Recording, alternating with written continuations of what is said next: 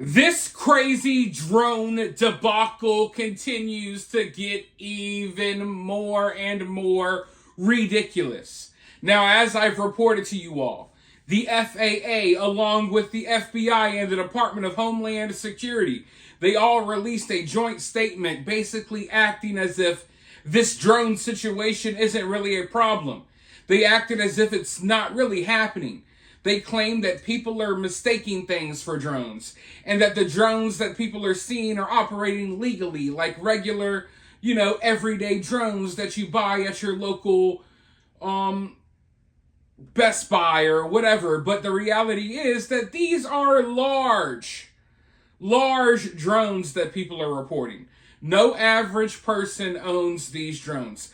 But the reason why I say this is getting ridiculous is because they just released that joint statement, right? That none of this is happening. And then about a day and a half later, after releasing that statement, after the FAA tried to pretend that this was not a problem, the FAA then came out and they banned drones from flying in certain areas of New Jersey, right? They basically have shut down drone flights in New Jersey.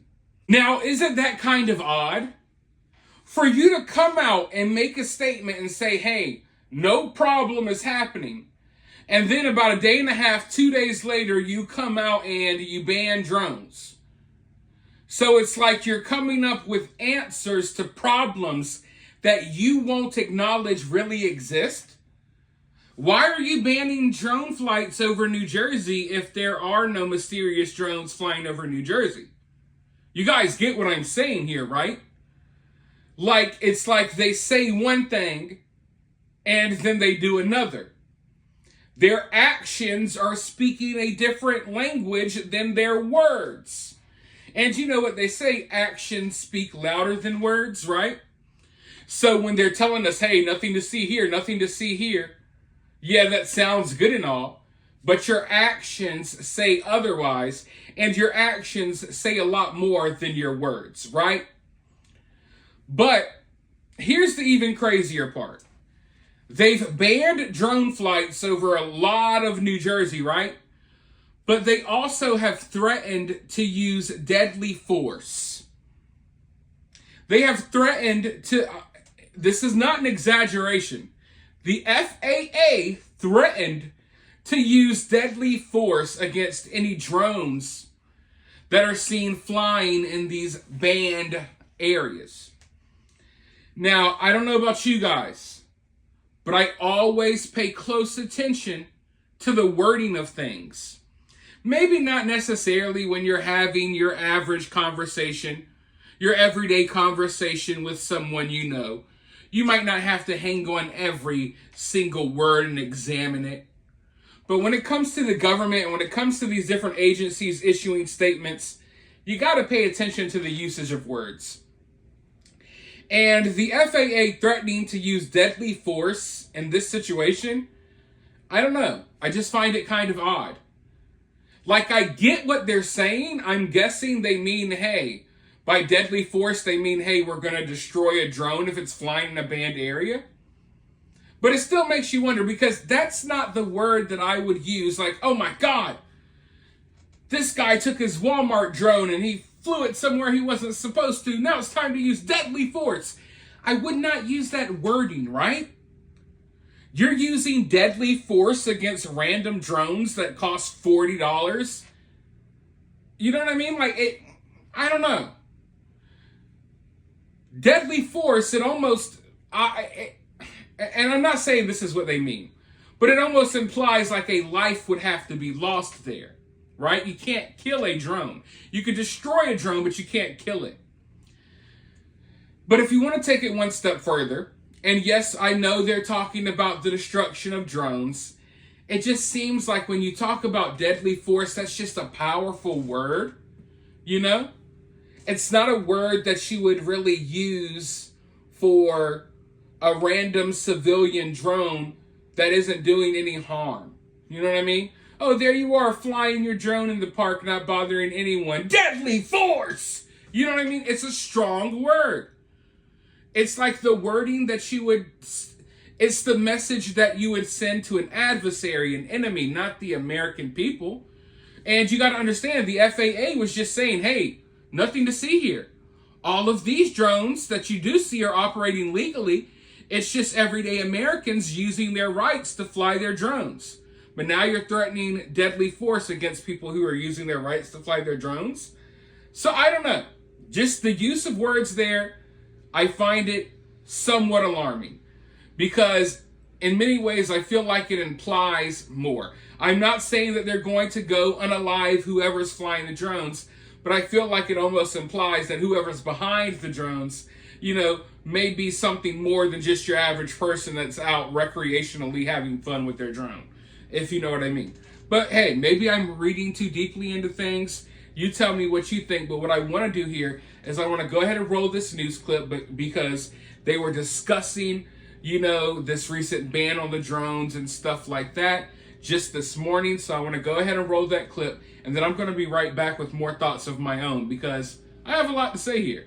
Nolan has 30 years of experience in aviation and once served as the acting administrator for the FAA. Billy, thank you so much for being with me on Morning in America.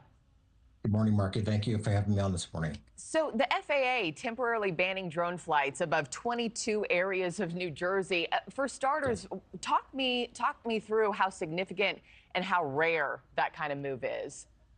Well, let me just say, you look at our nation's airspace, and there are roughly about 1 million plus drones that operate in the NAS. And of that number, roughly half of those are doing commercial operations. So think things like getting medicine, getting supplies, getting shipments from, a major, e-retailer, right? So those are happening. And then the other half is roughly recreational flights. And now folks who fly drones, number one, they are required to register.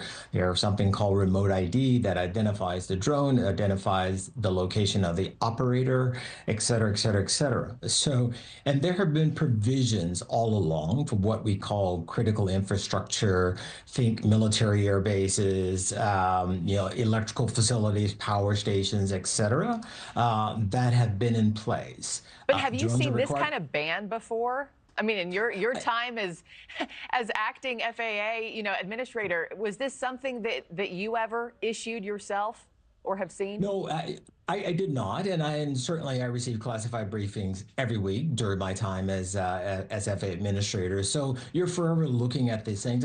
This is probably out of an abundance of caution, if you will, right? To say to the public who are flying drones, especially recreational drone operators who may not be as steeped in all the requirements as someone who's doing commercial operations. So you want to make sure that, number one, they understand what the rule set are. They understand the places where they can and cannot operate. It's limited to 400 feet AGL, above ground level and below. I mean, you're a pilot, you know that sometimes the skies look empty, but we are just seeing, a rapid increase in the number of drone operations across the country. The other thing that's just fascinating is that this ban also comes with the warning, right, that deadly force could be used against drones that pose an imminent threat. They're flying illegally.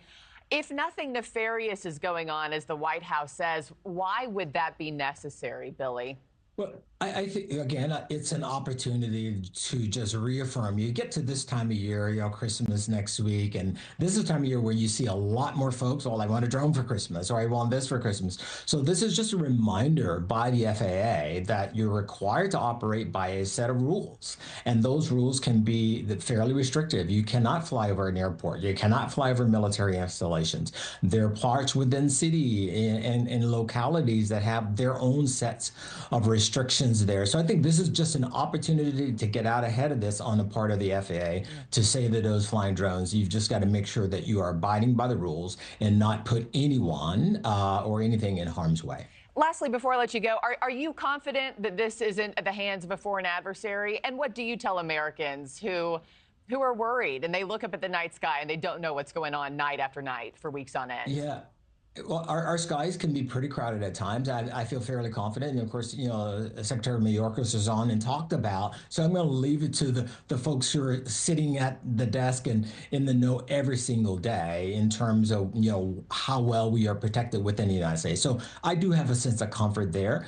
it doesn't mean that we shouldn't be vigilant, right? And then I think this is the signal that the FAA is sending as well to the public, that we will always be vigilant. And to the extent that we find people who are not doing what they should be doing, the FAA can use every means at its disposal to sort of put a cease and desist, if you will, out there. Yeah, well, it's just been such a bizarre story that's officially reached this like fever pitch, that ban lasting until January 17th. You know, this is a huge detail that I feel like keeps getting lost in the sauce, right? It's a detail that gets buried in this drone conversation, but the detail that I'm talking about is the fact that, yes, you know, a lot of people do recreationally fly drones. There's a lot of drone hobbyists out there. I get it. But the reality is that most of them are supposed to at least register their drones, okay? So, yeah, when they're flying their drones in the sky, you might not know who the drone belongs to, obviously, but the government does, okay? So, I don't think there would be a huge stink being made by a bunch of drones that are legally registered to American citizens, right? Because they can easily find these things out. They can easily track these things. They can track it right down to your house. They can see it on their radars, okay? One thing we know is that these drones aren't popping up on law enforcement's radars. We got sheriff's offices out here that are on drone patrol, following these drones. They know the difference between a drone that is operating lawfully, that is registered, it pops up on their radar. They know the difference between that and whatever these things are that are flying in the sky every night. Also, you know, I have to reiterate this 1,000 times. These are not small drones that your average person is going to own. These things are huge. There's a reason why, you know, people have been flying drones in the sky for a long time. There's a reason why these drones specifically started catching people's attention. Because they're freaking huge. They're almost the size of a small airplane. They're the size of a car. Yes, they have blinking lights. You know, they're glowing in the sky. There's a reason why, you know, people acknowledge, oh, wait, there's a reason why people see these drones and they're freaked out, and they're not freaked out by the other drones that fly in the sky. You know what I mean? I think some people still are misinterpreting the fact that they think that these are smaller drones that are operating. No, in most cases, these are very large drones that, you know, your average person does not even have access to, even if they wanted to. But like I said, the detail about commercial or recreational drones being registered, that's a detail that a lot of people are leaving out. So it's like, yeah, if these were just random people using their drones, you would quickly be able to find these people. You would quickly be able to track them down right to their homes. And obviously it would be a huge problem if they keep flying their drones over airports and air bases and military bases, right? So the fact that they aren't tracking these drones back to where they come from, I mean, that tells you right there they're operating unlawfully, okay? And the size of these drones lets you know there's a lot of money behind whatever this operation is. It's really that plain and simple. So I don't really know why they continue to play these games, because no one's buying it. No one's believing this BS. We all know if it was a random person flying these drones, right? A random person like me or you, they would track us down. They would be at our doorstep the next day ready to take us to jail if we were flying over military bases or flying over the airport, shutting down the airport, shutting down flights for hours on end. They would be at your front door the very next hour ready to take you to jail.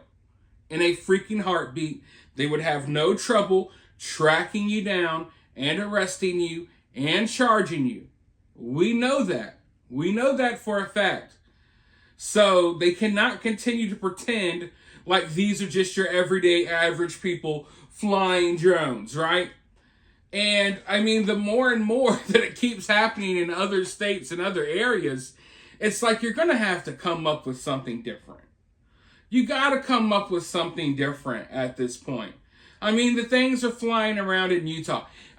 I mean, you want us to believe that just some regular everyday person is operating all of these drones all across America at the same time? And they're also operating the drones that are flying over military bases in Germany and England? It's all just regular everyday people with their recreational drones that are registered, but somehow we can't track them at all and we can't stop it. No, folks, that is ridiculous. But like I said, that's a detail that gets lost in the sauce.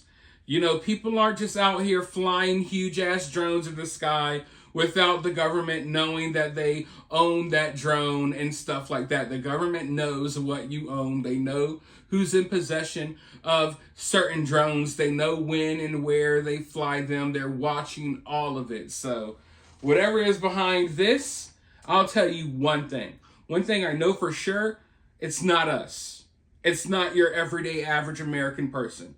But that's what they want to put the blame on. They want to push the blame on everyday average people, as if we have the means to be pulling something like this off, right? And like I keep saying, the drones, there's a similar style drone that is super large that is seen flying in all of these states. You know, in most cases, people aren't freaking out over your little everyday average drone. But whatever, I already stressed that point enough. For now, I want you all to let me know what your point is down in the comments below. While you're down there, hit that thumbs up, hit that subscribe, ring that notification bell, and I'll talk to you all very soon in the next one.